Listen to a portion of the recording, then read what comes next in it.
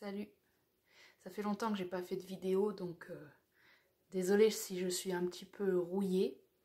Mais ce soir, il y avait un petit sujet quand même qui me tenait à cœur et que j'avais envie de partager parce que je viens de regarder quelques vidéos qui passaient là sur Insta, des vidéos de coaching, puisque voilà, ça m'intéresse de regarder un petit peu tous les courants psychologiques. Il y a quand même quelque chose qui revient dans beaucoup de vidéos. En fait, je trouve qu'il y a un point commun. Et c'est un point commun qui me dérange un petit peu, en fait. Voilà, donc je voulais juste partager dans cette vidéo, moi, ce qui me dérange dans le coaching actuel, de manière générale. On peut le trouver dans vraiment toute forme de coaching. C'est cette façon de coacher l'esprit et de vouloir toujours sortir le meilleur de l'être humain, comme si l'esprit était quelque chose... la manière dont j'ai envie de le formuler, c'est, selon moi, pour moi, on a beaucoup plus à apprendre, en fait, de l'esprit qu'à le coacher. C'est-à-dire que je trouve dans toutes ces vidéos une sorte de force, une sorte de pression, une sorte une sorte de position dominante par rapport à l'esprit. Comme s'il n'appartenait qu'à nous de le changer, de le moduler, de se motiver, de croire. Hein. La dernière vidéo que j'ai regardée, ça parlait de l'importance de croire absolument ses rêves, de rien lâcher, de rien abandonner. Bon, tout ça, c'est évidemment très beau, mais l'esprit, il ne marche pas qu'à la beauté, en fait. C'est-à-dire que moi, j'ai l'impression que ce qui manque dans ces vidéos de coaching, c'est l'observation de l'esprit et apprendre de lui. Apprendre de l'esprit comme une entité vivante, supérieure à nous, bien plus intelligente que nous, et qui à chaque instant a des réponses.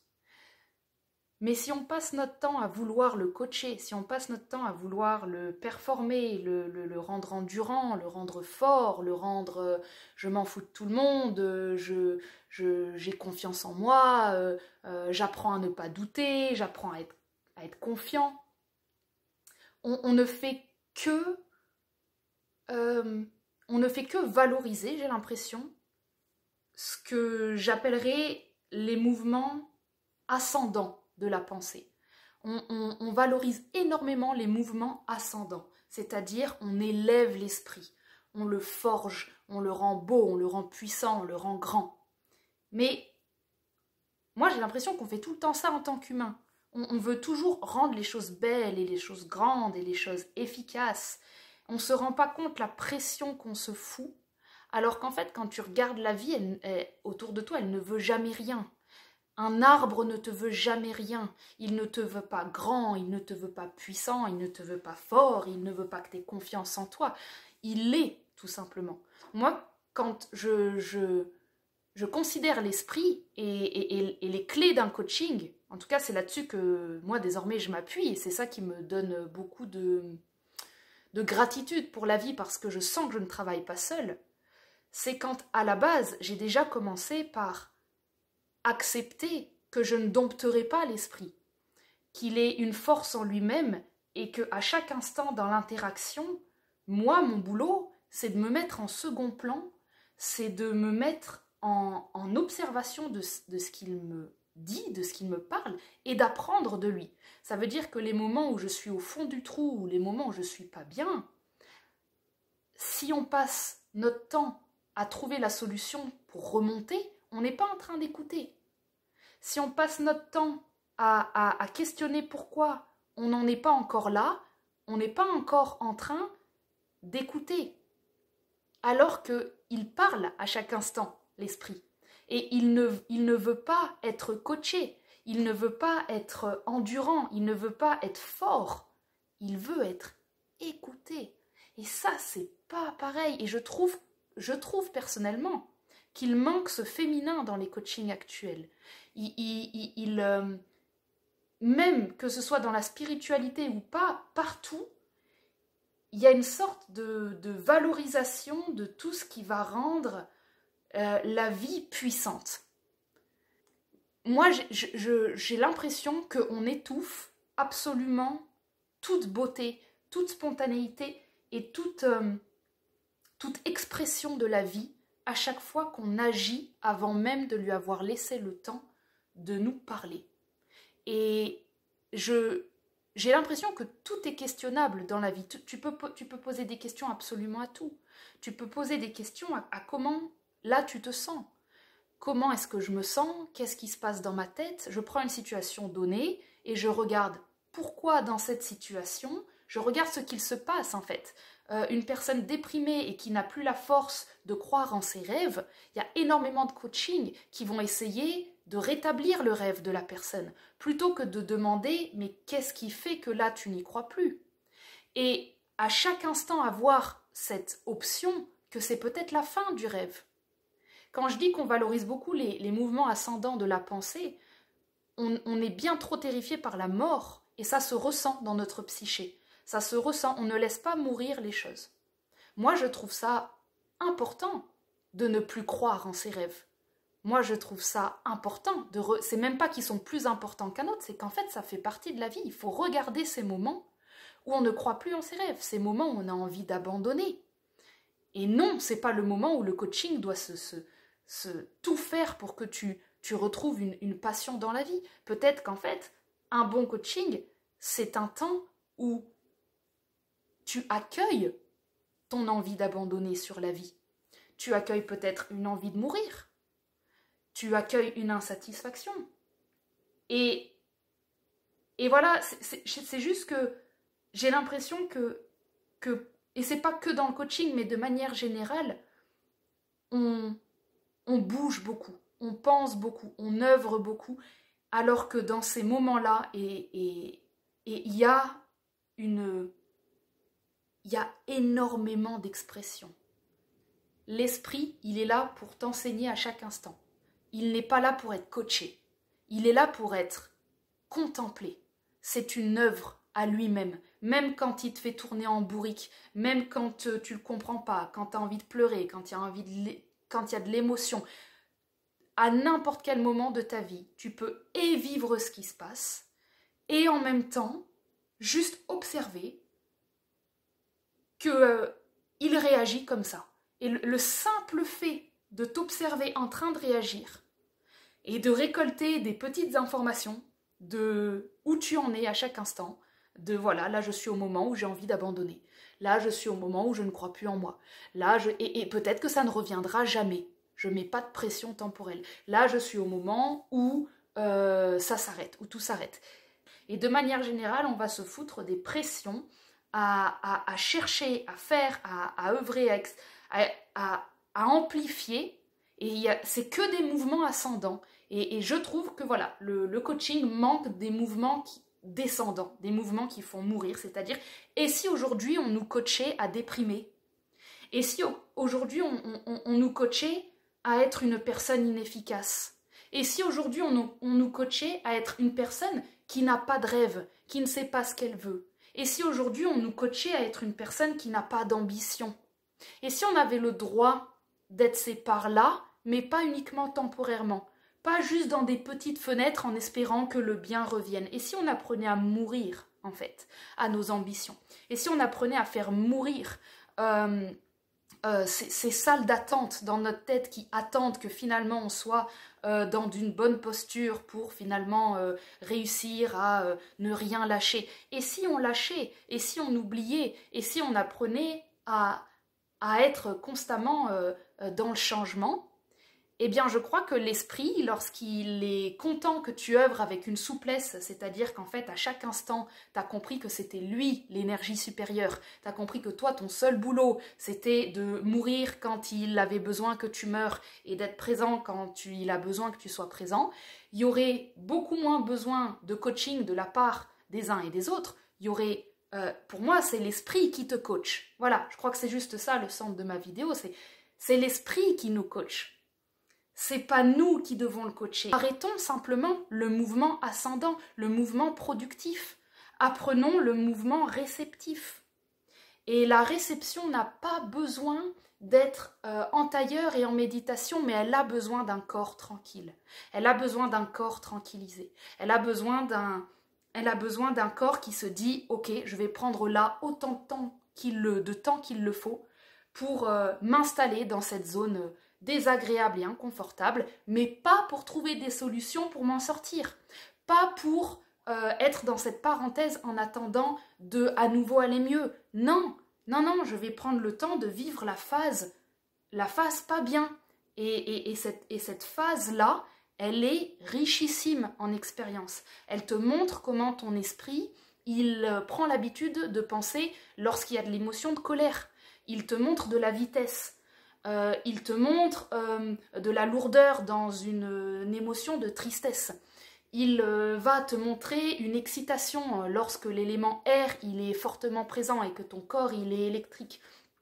Il va te montrer des pensées sombres à chaque fois que tu vas te dévaloriser.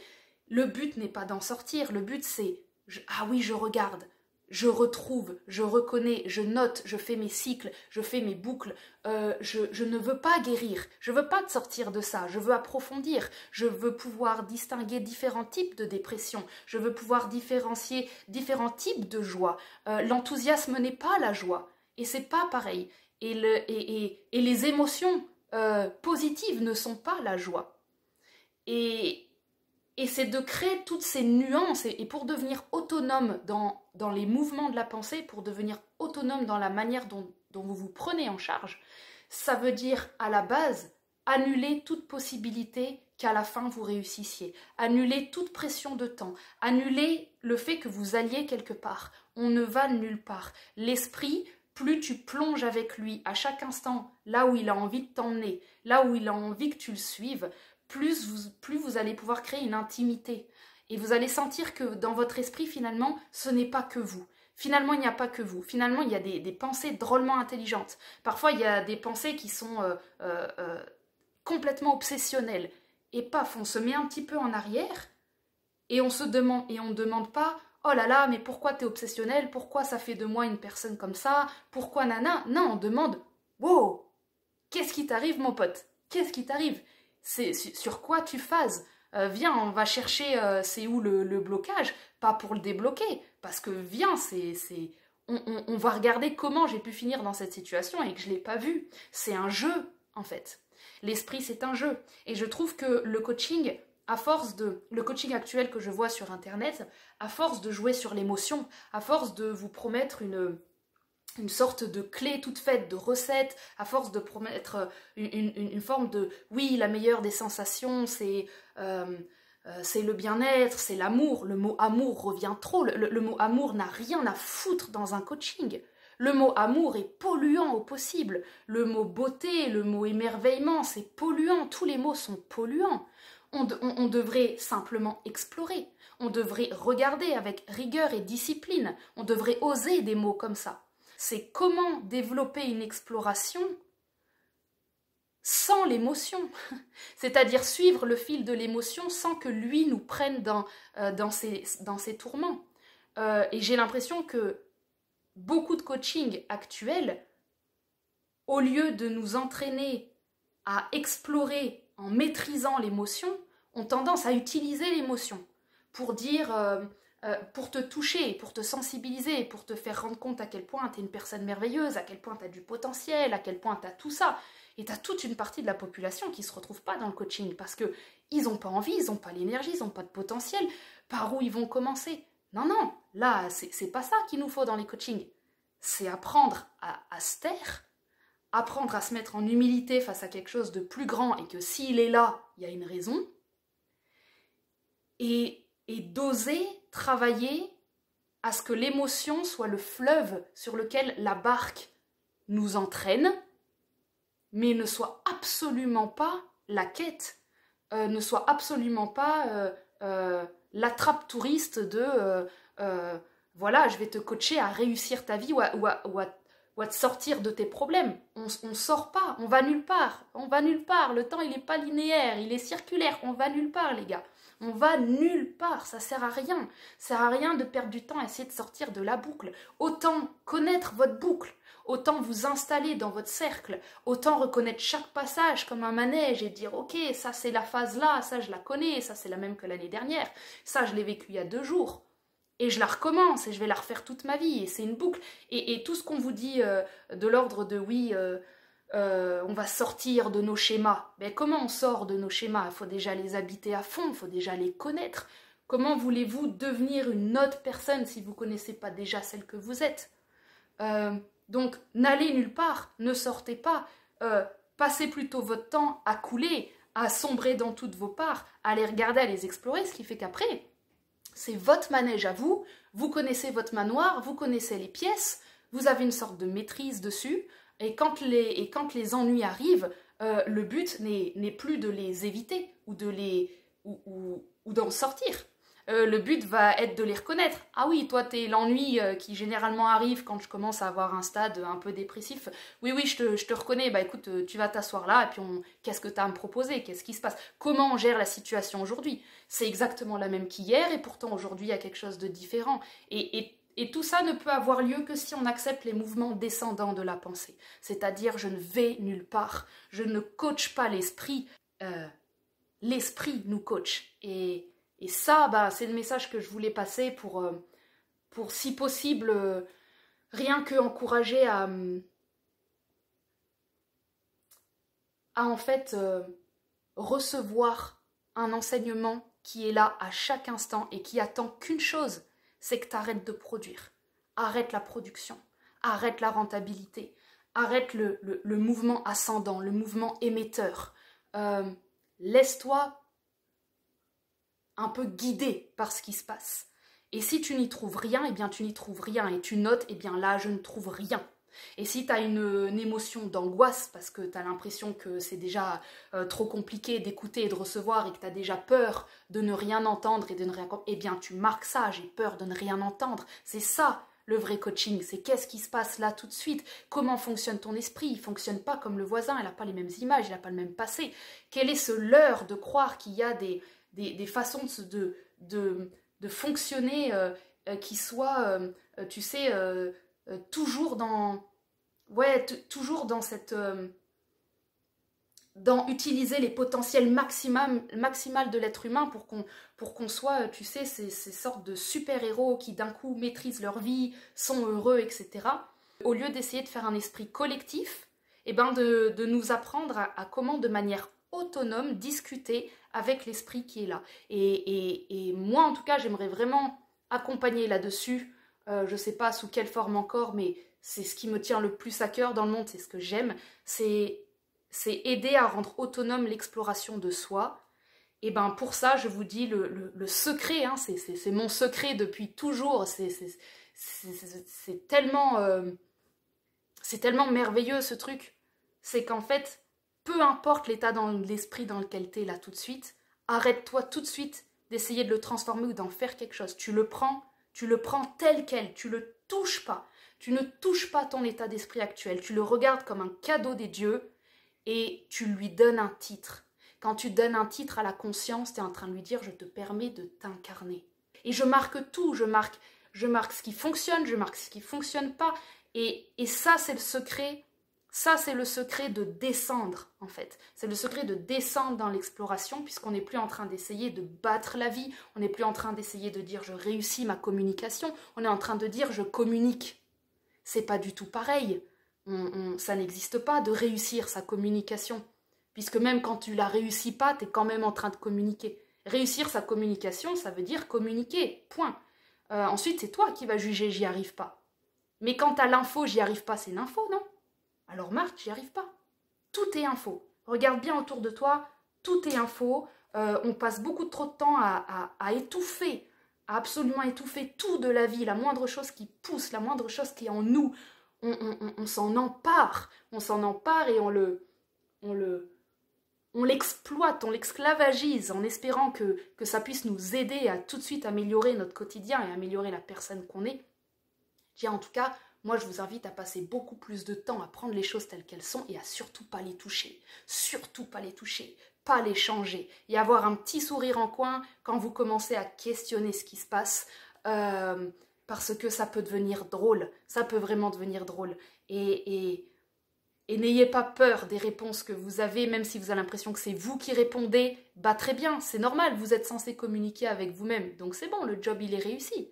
Vous devez juste communiquer, peu importe avec qui, quoi, comment, entraînez-vous à communiquer, puisque la communication, au moins, c'est une posture de réception de base, directe, c'est inhérent à la communication, c'est que quand vous posez la question, vous émettez, mais vous avez automatiquement un mouvement de réception, et on n'attend pas des réponses. Le simple fait que parfois vous posiez la question, c'est de la communication. Vous n'avez pas la réponse, posez une autre question. Vous n'avez jamais de réponse, écrivez « j'ai jamais de réponse ».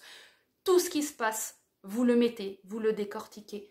Et voilà, moi c'est ça mon secret, et c'est ça qui a fait que aujourd'hui je peux, quand les personnes parlent, avoir l'impression de lire l'esprit, lire leurs questions, parce qu'en fait elles sont hyper fortes. Elles sont très très sonores en fait quand la personne parle, sauf qu'en fait elle a mis tellement de jugement sur ça, elle a tellement mis de jugement sur le fait que quand elle aborde ce sujet, elle sait automatiquement qu'elle n'y arrive pas, qu'il suffirait d'écrire « ça je ne sais pas » et « ça je n'y arrive pas » et la bulle se pète et on passe à une nouvelle case. Et quand je dis la bulle se pète, elle ne disparaît pas dans l'air, hein. Elle va juste se ranger derrière à la queue leu de toutes les autres questions, et elle reviendra. Et elle reviendra parce qu'elle aura besoin de manière cyclique de revenir au devant de la scène et d'entendre « toi, non, je ne sais toujours pas. Ok, bah très bien, bah je repars et je fais la queue. » Les pensées sont vivantes, elles sont amusantes, elles demandent à jouer, elles demandent à pouvoir circuler librement dans votre esprit, elles demandent à rire d'elles-mêmes. Et voilà, c'est quoi la communication? C'est la base de la clairvoyance. Il est inutile d'espérer un jour juste, je sais pas moi, choper le virus du don de la clairvoyance et poser des questions et obtenir des réponses complètement en dehors de vous. C'est dommage parce que ces réponses-là, elles ne seront pas incarnées, alors qu'en posant des questions et en vous connaissant par cœur, tout va être tellement incarné dans votre expérience que vous allez reconnaître cette expérience chez l'autre. Tout comme il vous est très facile de, par exemple, conseiller quelqu'un de plus jeune parce que vous avez vu que la personne est en train de passer par une phase que vous connaissez par cœur. Et là, on pourrait dire, bah, vous êtes en clairvoyance, vous pouvez répondre à tous ces problèmes, c'est hyper facile. Bah oui, bah, en fait, on continue ça. On continue simplement si on a une posture d'enseignant en permanence dans la vie, si on veut enseigner notre esprit et enseigner notre corps, bah, on n'a jamais une posture d'élève. Or, je crois que la posture d'élève, c'est la base. C'est la base d'une plasticité cérébrale, c'est la base de renouveler sa pensée, c'est la base de faire mourir sa pensée, de faire mourir ses attentes. C'est la base, la posture de la réception. Donc, voilà, bah, j'espère que pour ceux à qui ça parle, vous passerez un moment fun avec vos pensées.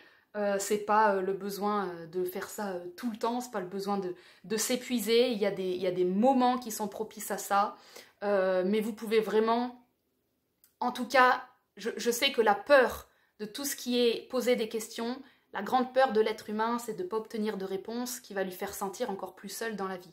Moi, je vous donne une clé dans laquelle ça n'existe pas de ne pas avoir de réponse. Puisque lorsque vous n'avez pas de réponse, vous écrivez « je n'ai pas de réponse ». Écrivez-le autant de fois qu'il le faut, si vous voulez.